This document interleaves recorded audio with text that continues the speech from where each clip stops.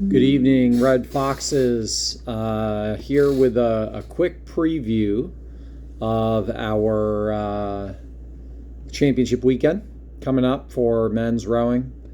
Going to be a busy weekend of racing to close out what's been a very busy year of racing in the regular season.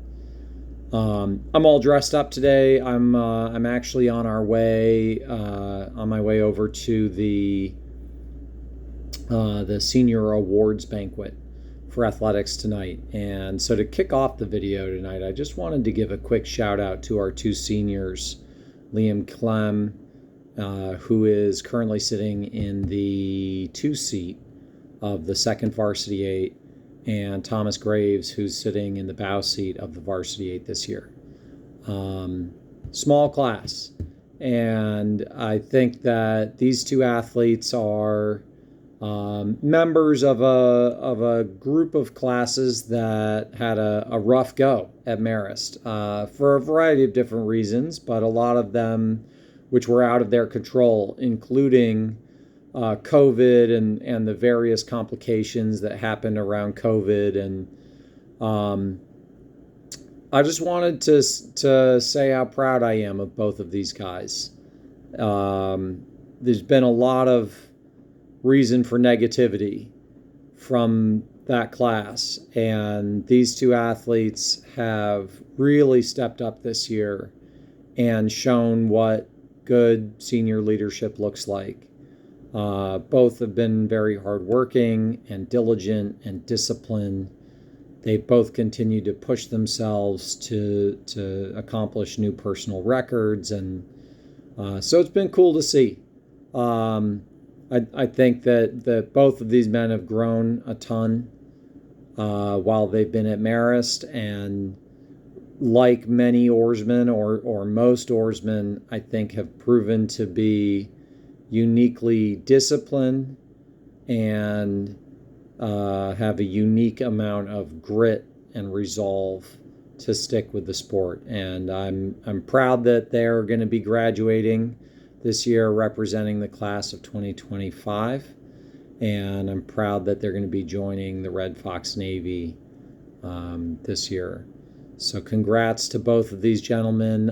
Both of them have career or school things lined up for next year. I believe Mr. Graves has a job already lined up that he's been working with for the last couple years, actually. And Clem is going to be, I believe, back at Marist next fall, completing his education master's. So we'll be hoping to snag him to help out with the novice crew from time to time. So get ready, Liam, for that. But props to both of these guys. I'm going to jump in and talk about championship weekend right away. We have 2 races this year, which I did mention in our most recent video. The men's team is undergoing a conference realignment that goes into effect next year. The short story is that the NIRC, which is our conference championship that the men's rowing team has been attending for a little over 20 years now, is making some logistical organizational changes to shift to only Division III colleges. In some ways, that's a big shame. Marist, like I said, has been going to this race for a long time. A lot of these crews have become great rivals, and the racing has always been intense, and it's always been a very well run, very well organized race, and Marist will be sad not to be a part of this regatta next year. That said, there are some opportunities here, and the athletes who have been here during my tenure have known that I've always kind of advocated for, wanted there to be a more serious Division I championship race at the end of the spring for all the East Coast teams that aren't members of the Eastern Sprints Conference. And we've tried various things over the years, but this is an opportunity for that to happen. And so starting next year, Marist, along with all the other D1s from NIRC, will be at the Vail regatta, which takes place down on the Cooper River now in Cherry Hill, New Jersey, right near Philly. So, not how I envisioned it going down, maybe not how I would have wanted it to go down, but, I think we are viewing it as an opportunity, and I'm excited for what that's going to entail for the team. And I do think that, purely from a standpoint of IRA qualification, that the IRA organization is doing a good job of trying to figure out how many qualifying spots are going to be available at each conference, and ensuring that the door is open for schools to make it in, who are from this kind of smaller mid-major arena that Marist is in.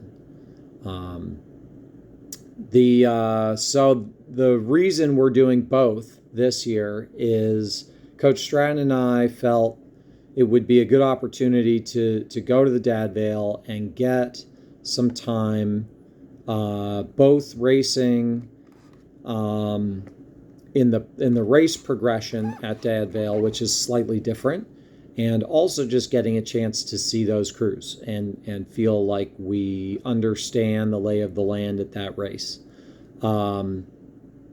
We feel like this year we have a super young crew.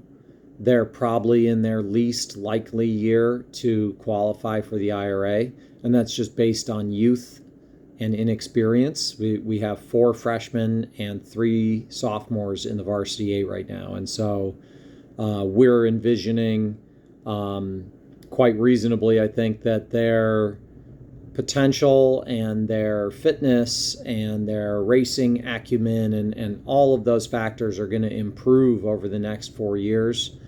And so Josh and I felt like, things being the way they were this year, it was a good idea to go and get them a close look at this race, so that when we go back next year, it won't all be new, and the athletes will know what to expect and how the race is going to unfold. So we will be at Vail. There are going to be 14 entries there in the varsity 8 and 10 in the second varsity 8. Mostly it's the Philly Mafia, so Drexel, Temple, LaSalle, St. Joe's will all be there. And then also the Florida Mafia will be there. So FIT and Stetson and Jacksonville will all be there as well. And then there will be a smattering of other crews. Colgate will be there again. We'll also see Marietta there. And there's some club crews from Delaware and the University of Western Ontario who are going to show up and race with us in the V8. So that's the race lineup for that. There will be 3 races at Vail. Friday morning will be a time trial, which is the major difference between the NIRC and Vail's is that time trial event. And then based on the time trial results, there will be semifinals on Friday afternoon. And on Saturday, there will be just the finals. I don't have exact times for everything, but I'm going to post the race schedules on our website on this page, and you'll be able to see the race scheduling and also see the updated times of each race as it pops up over the course of the weekend. And I'll try to keep things updated as best I can, both on the website and on our Facebook pages and the parents band and so forth. Saturday afternoon after racing, The varsity 8 and second varsity 8 who are rowing at Vails are going to drive straight up to Worcester, where we'll be racing on Sunday.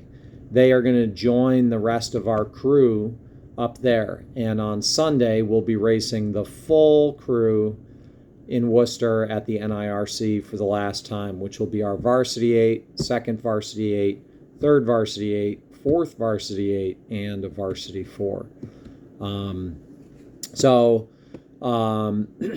A typical lineup up there. I'm just going to read down the race list. Bates, Colby, Conn College, Embry-Riddle, who are from Florida. They'll be joining for the first time this year. Hamilton, Hobart, Iona, Marist, MIT, Mass Maritime, Skidmore, Trinity, Tufts, Coast Guard, Vassar, Wesleyan, Williams, and WPI. The major players in that game will most likely be the same teams that we've been racing already this season. So Hobart and MIT will be the crews to beat from Division 1. And then Division 3, there's been some very close competition between Bates and Tufts and Wesleyan and Trinity, who have been really cooking, and then Williams as well. So the competition at the top of the D3 crews has gotten extremely tight, and that's going to have implications for how tough the semifinals are or the heats at NIRC. So we're looking forward to a great weekend with Marist. I wouldn't say that I have a specific placing or goal in mind. I think it varies from boat to boat in our squad where we think we are going to stack up against these various crews.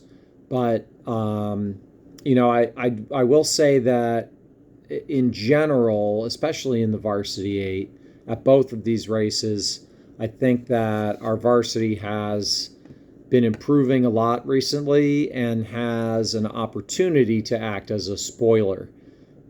And by that I mean performing outside of what our ranking might suggest that they are capable of. And so that's going to be our goal for the weekend is to really send it and see what we can do. Have at least one, hopefully two, really fantastic maximal pieces in the finals.